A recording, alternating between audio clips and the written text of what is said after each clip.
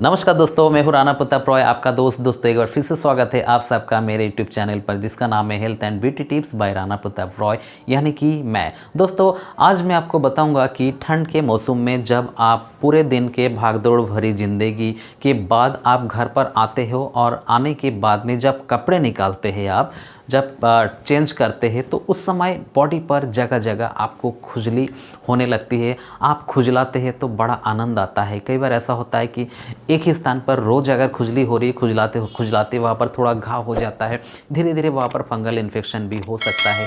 तो जब fungal infection होता है तो बहुत दिक्कत होती है उससे। तो उसके लिए हमें क्या करना चाहिए और ये क्यों होता है? देखिए, जब ठंड का मौसम होता है तो उस समय हमारे जो स्किन है वो ड्राई हो जाती है।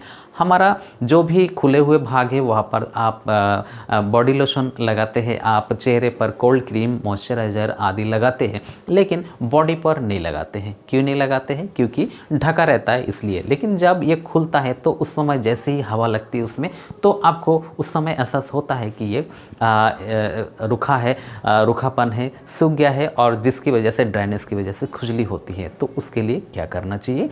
आपको कोई भी मॉइस्चराइज़र का इस्तेमाल करना चाहिए। सबसे अच्छा मॉइस्चराइज़र क्या है? सबसे अच्छा मॉइस्चराइज़र है, जाड़ों में अगर आप बॉडी ऑयल लगाना चाहते हैं, ऑलिव ऑयल लगाना चाहते हैं, वो लगा सकते हैं। उसको नहाने के बाद आप लगा सकते हैं, नहाने से पहले भी लगा सकते हैं। नहाने के बाद पोंछ के फिर आप लगा ले पूरे बॉडी पे तो ज़्यादा अच्छा रहता है। साथ साथ आपको अगर बॉडी ऑयल नहीं है तो आप प्योर सरसों का तेल लगा सकते हैं आप नहाने से पहले, या फिर नहाते समय भी लगा सकते हैं, या फिर आप कोकोनट ऑयल या नारियल का तेल भी लगा सकते हैं। पूरे बॉडी पर लगा सकते हैं। लगाने के बाद आप स्नान कर लीजिए गुनगुना पानी से, बॉडी एकदम स्मूथ रहेगा। ठंड में इम्यूनिटी कम हो जाती है और इम्यूनिटी कम होने की वजह से कई प्रकार के बैक्टीरिया और वायरसेस भी एक्टिव हो जाती है और जिसकी वजह से बॉडी पर अलग अलग प्रकार के पैरासाइट भी जो है वो आक्रमण कर देते हैं और ब्लड जो है इम्प्योर हो जाता है, क्योंकि हम उस समय पानी बहुत कम पीते हैं, खाना पीना बहुत सारी चीज़ें ऐसी खाते हैं ठंड से बचने के लिए, ज़्यादा से ज़्यादा गर्म चीज़ों का इस्तेमाल करते हैं और वो हमारे बॉडी में गर्मी पैदा करती है, जिसकी वजह से जो हिस्टामिन है उसका सिक्रेशन बहुत मात्रा में होता है और उसकी वजह से भी बॉडी पर खुजली होती है।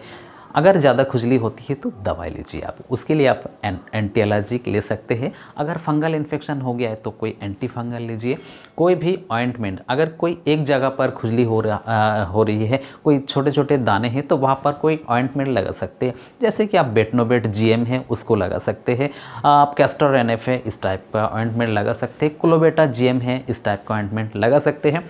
या फिर आप नॉर्मली अगर वैसे ही खुजली हो रही है, हर जगह हल्का हल्का खुजली हर जगह हो रहा है, तो वहाँ पर आप कैलामाइन लोशन लगा सकते हैं, या फिर उसमें आप कोई गामा बेंजीन हेक्साक्लोराइड का जो लोशन होता है वो लगा सकते हैं। देखिए दोस्तों, खुजली होने के पीछे एक बड़ा कारण होता है कि हमारा ब्लड का अशुद्धि होना, ब्लड में गर्मी होना। तो उसके लिए एक आयुर्वेदिक प्रोडक्ट इस्तेमाल कर सकते हैं जिसका नाम है महामंजिष्टादि क्वाथ या काढ़ा। देखिए, ये काढ़ा जो होता है आप अपने डॉक्टर की सलाह से आप इसको ले सकते हैं। इसको लेने के बाद आपके ब्लड में जो भी गंदगी है, ब्लड में जो गर्मी है वो निकल जाती है और उससे खुजली ऑटोमेटिक दूर हो जाती है। साथ साथ आप अगर चाहते हैं तो गिलोय, आंवला और नीम का जो रस होता है उसको आप ले सकते हैं। ठंड के मौसम में दोस्तों हम लोग बहुत ज़्यादा गर्म चीज़ों का इस्तेमाल करते हैं, ऐसे ऐसी चीज़ें खाते हैं जिसको खाने से हमारे बॉडी में पैरासाइट बहुत हो जाते हैं, बॉडी के अंदर और बाहर दोनों ही जगह